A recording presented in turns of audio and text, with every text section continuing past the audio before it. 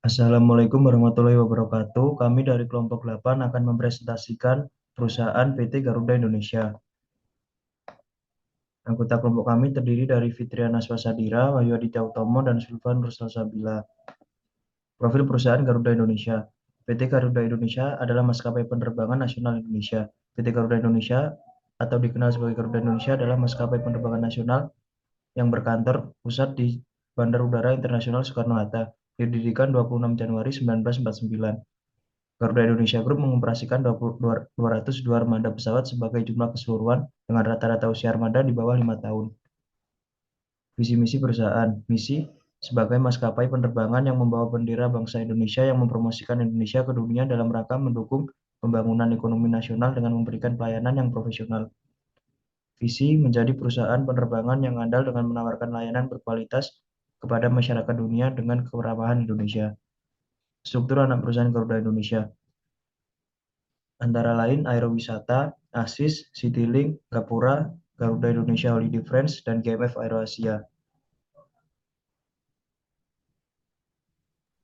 Laporan keuangan Garuda Indonesia 3 tahun terakhir. Ini merupakan laporan laba rugi.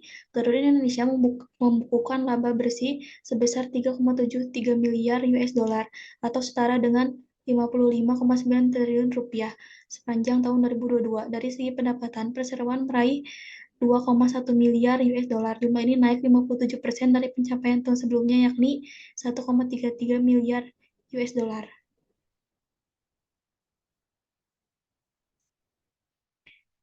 Seperti yang kita tahu bahwa Garuda Indonesia mengalami keterpurukan akibat pandemi COVID-19 sehingga pendapatannya menurun secara signifikan. Pada tahun 2019, Garuda Indonesia raup laba bersih sebesar 97,72 miliar rupiah, tetapi pada tahun 2021 Garuda Indonesia mengalami kerugian sebesar kurang lebih 4 miliar US dollar.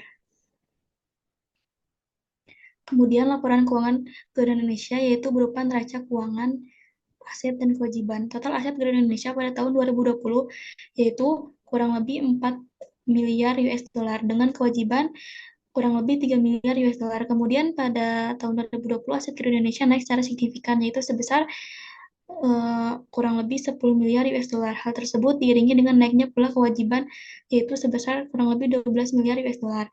Dan di tahun 2021 Garuda Indonesia tidak memiliki aset tetapi memiliki kewajiban sebesar kurang lebih 13 miliar US dollar. Kondisi Garuda Indonesia mulai membaik pada tahun 2022 dengan aset kurang lebih 6 miliar US dollar dan kewajiban kurang lebih 7 miliar US dollar.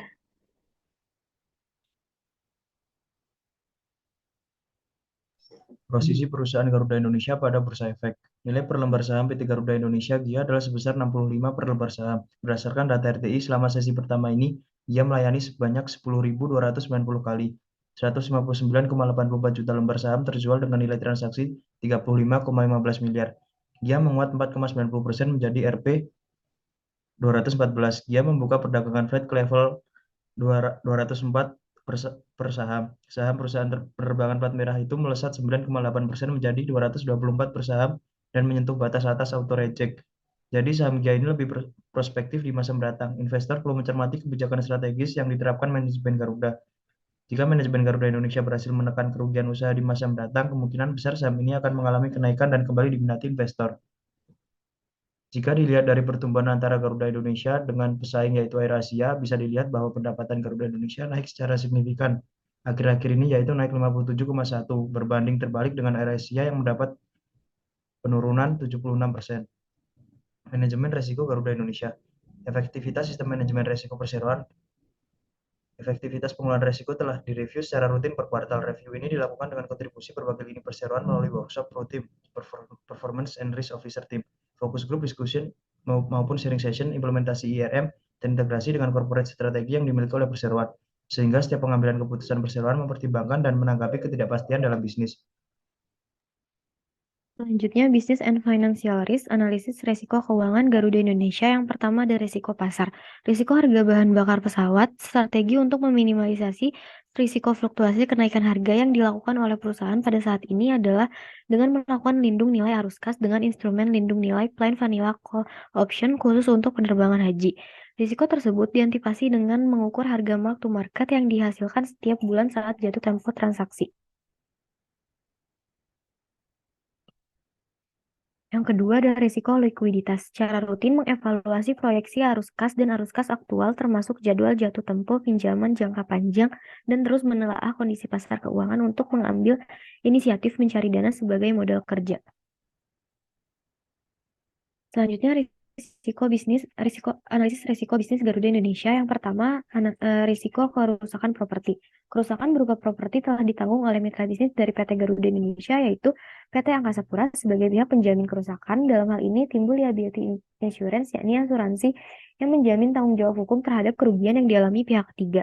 Yang kedua, risiko gugatan. Untuk menghindari risiko gugatan yang berasal dari penumpang, PT Garuda Indonesia bekerja sama dengan perusahaan asuransi Allianz untuk memberikan opsi travel insurance untuk menjamin kenyamanan penumpang yang memiliki biaya tambahan.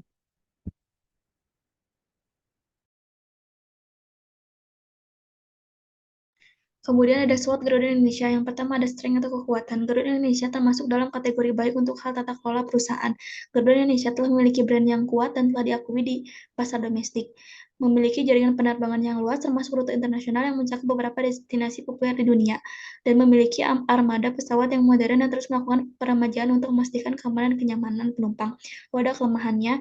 Yang pertama, Garuda Indonesia menghadapi tantangan biaya operasional yang tinggi termasuk biaya bahan bakar dan biaya pemeliharaan pesawat. Lalu Garuda Indonesia harus bersaing dengan maskapai penerbangan lainnya baik dalam maupun luar negeri. Dan adanya faktor teknis dan flight operation seperti keterbatasan jumlah kokpit dan kabin kru sehingga menyebabkan keterlambatan penerbangan. Lalu ada opportunities atau peluang. Bergabungnya Garuda sebagai anggota aliansi global maskapai penerbangan yang bernama SkyTeam Global Airline Alliance.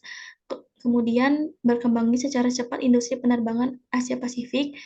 Dan dengan bekerjasamanya dengan perusahaan travel dan hotel, Garuda Indonesia dapat menawarkan paket liburan yang menarik kepada penumpangnya, meningkatkan daya tarik dan pendapatan. Lalu ancamannya yaitu adanya gangguan operasional seperti bencana alam, kerusuhan sosial, atau gangguan operasional lainnya yang dapat mempengaruhi jadwal penerbangan dan reputasi Garuda Indonesia. Lalu ada harga minyak yang fluktuatif. Perubahan harga minyak dunia berdampak signifikan pada biaya operasional Garuda Indonesia.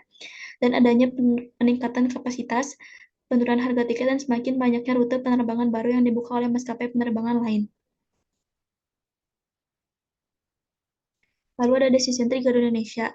Ada dua pilihan yaitu beli saham atau tanam modal dan juga merger atau akuisisi. Maka kami kelompok ke-8 memilih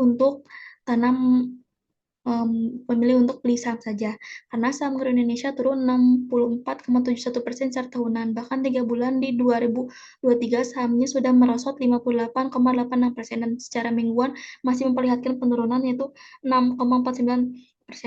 Menurut kelompok kami, keputusan yang tepat saat ini yaitu dengan menanam saham saja dikarenakan harga saham sedang turun. Jika kondisi perusahaan Garuda Indonesia terus membaik, maka harga saham akan berangsur naik dan kita akan mendapatkan keuntungan. Hal tersebut didasari dari pendapatan Garuda Indonesia pada kuartal 1 2023 menaik signifikan. Bahkan Garuda melaporkan telah menyelesaikan pemenuhan kewajiban terhadap kreditur yang termasuk dalam klasifikasi kreditur dengan nilai tagihan hingga Rp255 juta per Maret 2023. Hal tersebut membuktikan bahwa adanya perbaikan setelah pandemi yang membuat Garuda Indonesia mengalami kerugian yang sangat besar.